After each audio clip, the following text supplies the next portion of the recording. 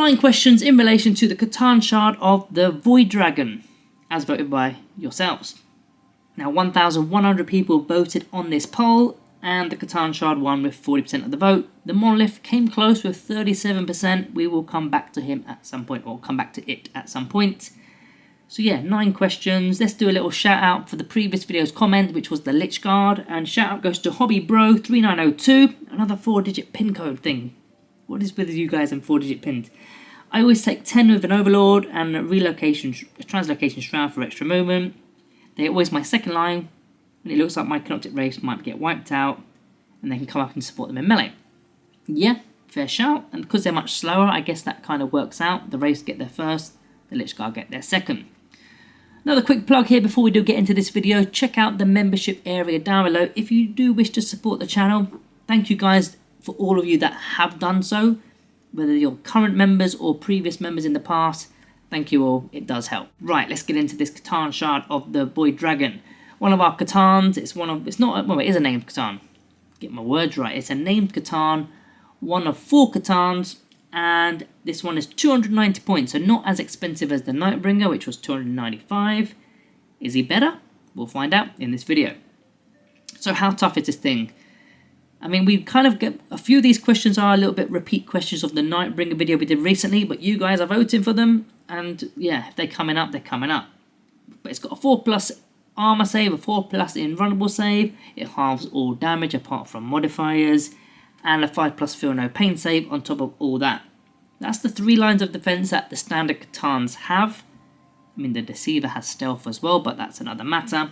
And there is an additional line of defense with the Void Dragon, which, in fact, we'll save that for the next question because we've still got to focus on toughness 11, 12 wounds, you've got reanimation protocol, so there's a lot of toughness and durability with a model like this. Toughness 11 is fantastic. But as for that extra layer of defense, our second question is the Void Dragon's unique trick. What is it? It's called Matter Absorption. So at the start of the shooting phase, you set an enemy vehicle within 12 inches. So you aim to get within 12 inches of vehicles. This is an ability, so it's not a shooting attack, it's an ability. It's an ability. Ability, that's better. Can't get my words out today. I think I need to eat before I do videos. So yeah, you roll a dice on a 2+, that vehicle suffers D3 mortal wounds. That's not a big deal against vehicles. However, your Void Dragon regains that same amount of wounds. So it's kind of like a reanimation protocols, but you've already just had reanimation protocols in your command phase. So you've got it in your command phase and potentially in your shooting phase as well. I mean, the extra mortal wounds that you're throwing out is a nice added bonus, I suppose. But yeah, imagine combining this with a Reanimator and a Technomancer. So you get 2d3 on the Reanimation protocols, a Technomancer's heal ability in the movement phase, that's d3 there, and then in the shooting phase, Matter Absorption. That's a potential 4 different ways of getting d3 wounds back per turn. Outrageous, that's really good. Really good. Is it better than the other Catans? I mean, each Catan has its own strengths and weaknesses, as we mentioned in one of the previous videos. The Void Dragon's unique buffs against vehicles are good, but they're just a bonus.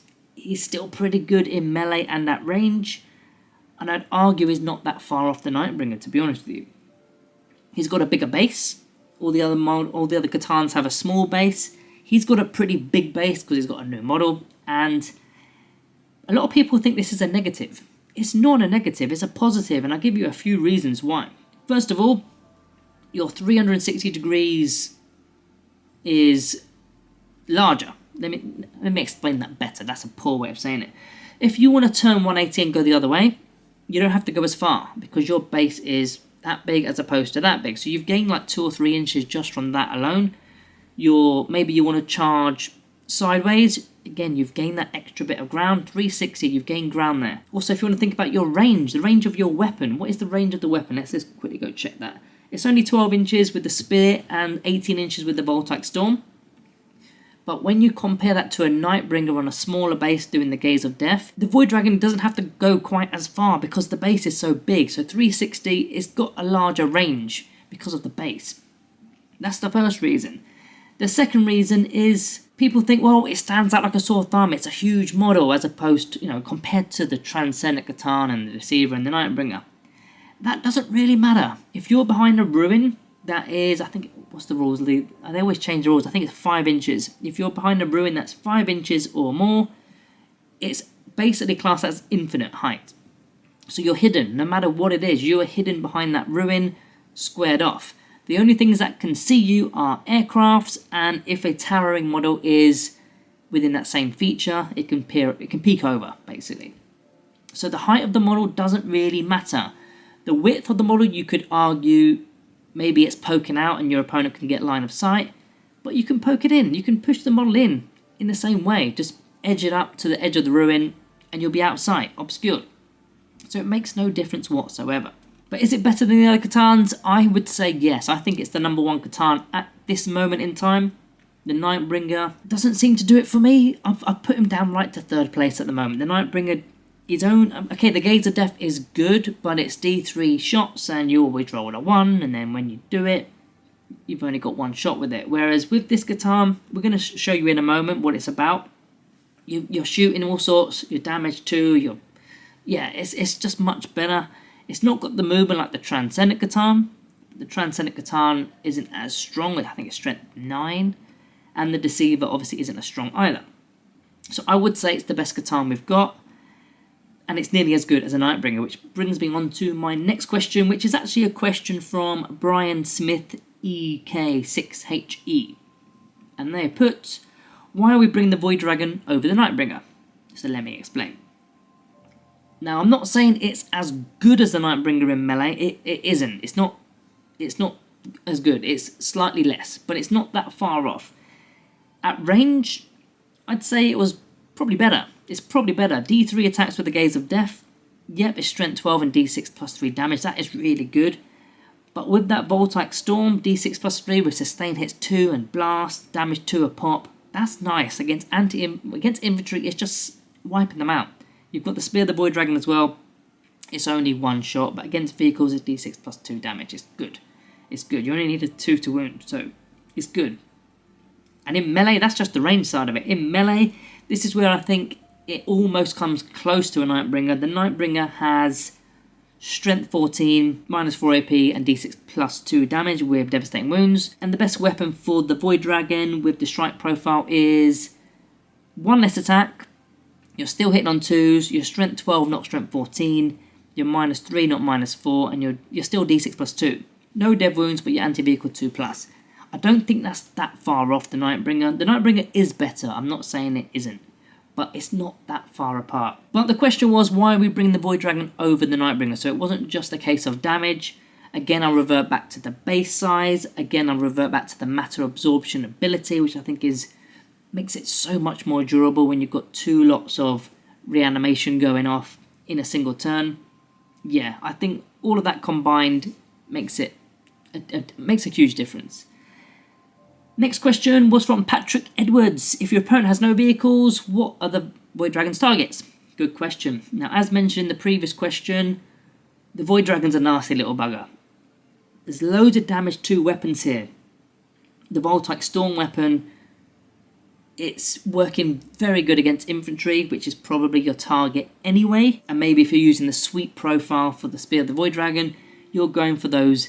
I always use Intercessors because they're easy to pick up, but Intercessors, their toughness 4, 2 wounds apiece. This weapon is strength 8, minus 1, 2 damage. So it will literally sweep through Intercessors. And that Voltaic Storm, okay, it is strength 7, so you're wounded on 3s. But you get D6 plus 3 attacks, plus blast, and sustain hits 2. You're going to get a lot of attacks there. There's a lot of attacks. If you roll hot with that D6, that's going to be 9 attacks. Blast. Alexa, stop. That's going to be 9 attacks. With blast, that's going to go up to 10, maybe more. Let's just say 10 for an average. And then from those 10, you're going to get at least 1 6. You might get 2, which is going to give you sustain hits 2. Wounded on 3s, minus 1 puts them on half a chance of a save. And each one that goes through removes the model. That's before any melee has taken place. So that's what I would class as a target if there are no vehicles. As for other, like the bigger unit, like monsters perhaps, maybe monsters, the abilities are not going to work. But the Spear of the Void Dragon's strike attack is still strength 12. it's still going to work just fine. You're just not going to wound on a 2+ like you would against a vehicle, but strength 12 against, say, toughness 11, it's still 3s.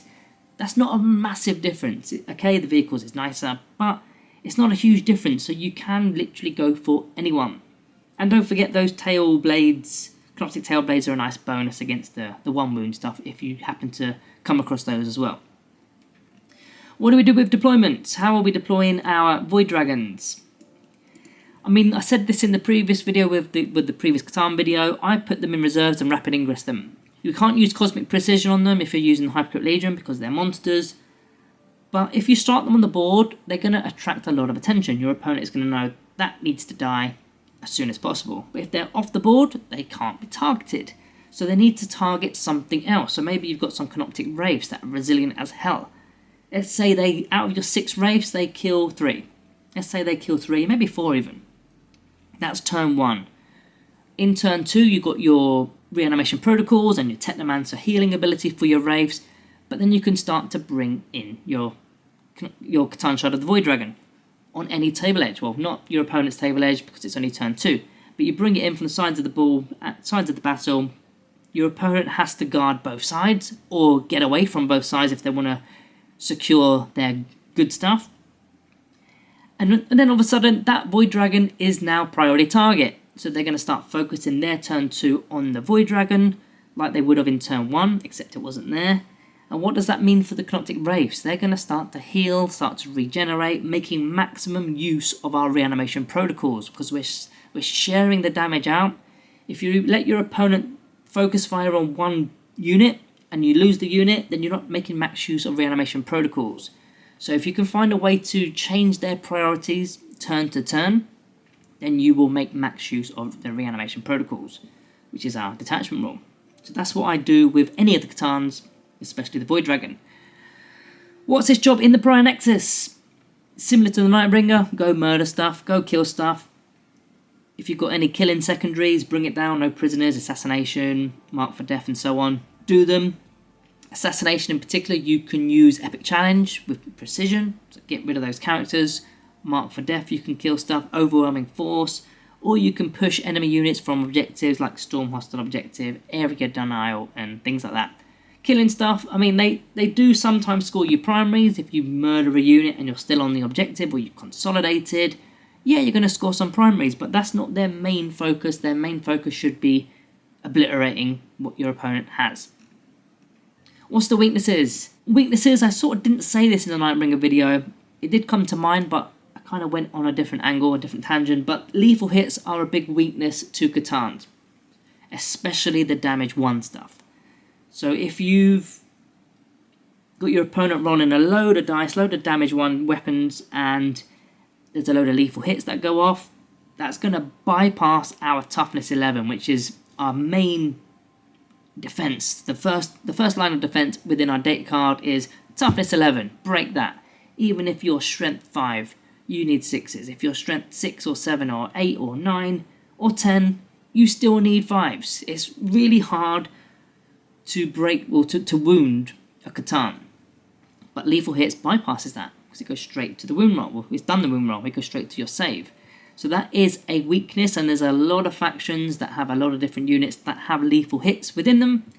Sometimes it's detachment rolls or stratagems or just a unit ability. Then the other weakness, we kind of said this already in the previous videos that we had, weapons that have got a modified damage, such as a melter. Because our halving damage ability, the Necrodermis ability, only halves the d6, and then when you do the +2, you do that after you've halved the damage, which kind of sucks, I don't like it. So if they roll a 6 and you half it to a 3, they still get to +2, and then it makes it a 5. So you don't feel like you've halved the damage, but you have. And then you get the feel no pain save, I guess. But that is a weakness and lethal hits, I suppose. Then the final question, does detachment matter? Not really, not really. I mean, they've not got any of the keywords that relate to pretty much any of the detachments. So the only one you can kind of semi-relate is the Hypercrypt Legion, but they can't use the stratagem Cosmic Precision, as we said earlier in this video. So you can only take them off and put them on the table edge because they're coming out from strategic reserves. And then you've got a 9-inch charge on top of that, which makes things quite hard. 9-inch isn't straightforward, it's not easy. even if you CP reroll it, there's no guarantee that you're going to get in. You also got to consider that there's no enhancements with the Void Dragon, and most stratagems don't really work on Catan. Apart from the core ones, there is a few. Rapid Ingress we already mentioned. Epic Challenge we already mentioned. But other than that, there's not that many that relate to Catans. So that is the Void Dragon summed up with the questions. Now, there won't be a poll for probably a week, so I'm going away for a week. So keep your eyes out next week when I bring back the polls. So keep your eye in the community tabs. And yeah, I'll see you in a week.